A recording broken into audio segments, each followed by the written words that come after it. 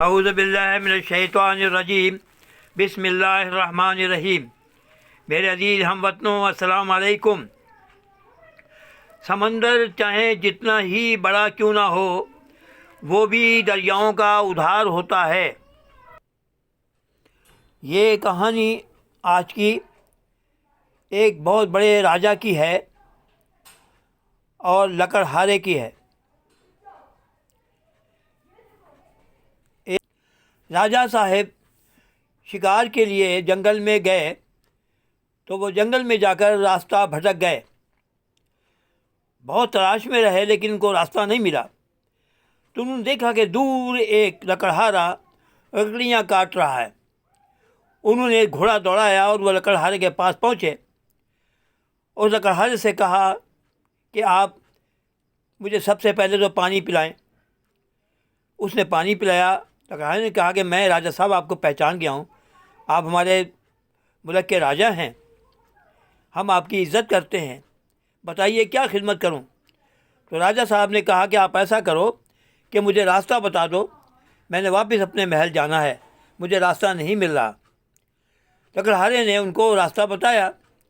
तो जाने से पहले उन्होंने एक छोटी सी अंगूठी राजा ने निकाल कर वज़ीर को दी। तो और तो कुछ मेरे पास इस वक्त नहीं है, आप महल आ जाना तो मैं आपको इनाम दूंगा, ये रखो निशानी के लिए। लकड़हारा अपने जब घर रात को गया तो उसने अपनी बीवी को सारा किस्सा सुनाया कि ये मुझे अंगूठी दी है और मैं राजा से मिलने जाऊंगा जब भी टाइम मिला। बीवी ने कहा जब भी टाइम क्या हुआ है, आप कल चले जाओ। वो कल राजा साहब के महल में जाने लगा तो उसको सिपाहियों ने रोका।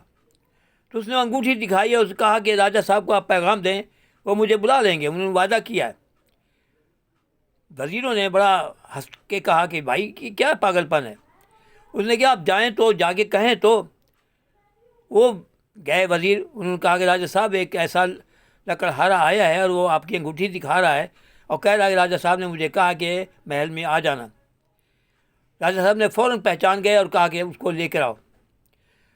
वो जब आया, अब राजा साहब सोच में पड़ गए कि मैं इसको क्या इनाम दूँ,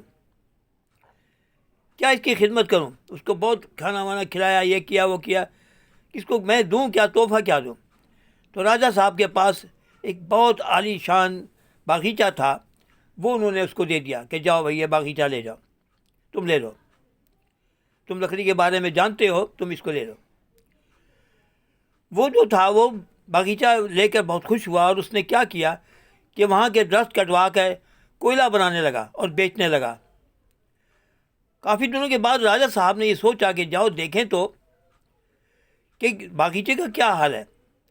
जब वो बागीचे में आए तो उन्होंने देखा कि बागीचा तो वीरान पड़ा है, वहाँ तो दरख्त कटे हुए हैं, कोयला ही कोयला है। राजा साहब के पास वो लकड़हारा आया और कहने लगा जी आपकी बहुत मेहरबानी कि आपने मेरे ऊपर इतनी मेहरबानी की, मेरा खाना पीना सब कुछ ठीक हो गया, अब मेरे पास पैसे भी हैं, सब कुछ है, आपने बड़ा एहसान किया मेरे ऊपर। तो राजा साहब ने एक वहाँ से लकड़ी एक दस की थोड़ी सी काटी और कहा कि ये लो, इसको बेच के शहर में आओ। वो बेचने गया तो उसको लकड़ी के इतने पैसे मिले कि वो कोयला जितना मर्जी बेच लेता, इतने पैसे नहीं मिलते। वो परेशान होकर वापस आया तो उसने राजा साहब ने उसको कहा देखो, राजा साहब ने के आगे वो गिड़ गिरा के माफ़ी मांगने लगा कि मुझे माफ़ कर दें, मैंने कदर नहीं की, मुझे ऐसा नहीं करना चाहिए था। तो राजा साहब मैं तो ये समझता रहा, लकड़हारे ने कहा कि मैं तो ये समझता रहा कि ये ये तो मैं समझा कि ये लकड़ी है, लेकिन वो तो सोना था, सोने से भी कीमती चीज़ थी, मैंने कदर नहीं की, मैं माफ़ी चाहता हूँ। ये कहानी लकड़ी की नहीं, चंदन की लकड़ी की नहीं, राजा की नहीं, लकड़हारे की नहीं, ये कहानी है जो जिस्म आपको अल्लाह सुब्हान तआला ने दिया है, हम उसकी कदर करना चाहिए, उसके लिए कुछ करना चाहिए। कम से कम 24 घंटे में एक्सरसाइज करना चाहिए, 1 घंटा उसके ऊपर लगाना चाहिए, अच्छी ग़िज़ा खाना चाहिए, एक वक्त में 1 दफ़ा रोटी खाना चाहिए। सुबह के वक्त जो मर्ज़ी खाओ, लेकिन बाकी टाइम में खाना बहुत एहतियात से खाओ, ये जिस्म दोबारा नहीं मिलेगा आपको। अगर पसंद आई बात तो आप बेल आइकन पर क्लिक करना, अपने दोस्तों को शेयर करना। खुदा हाफिज़। पाकिस्तान जिंदाबाद, पाकिस्तान जिंदाबाद, पाकिस्तान जिंदाबाद।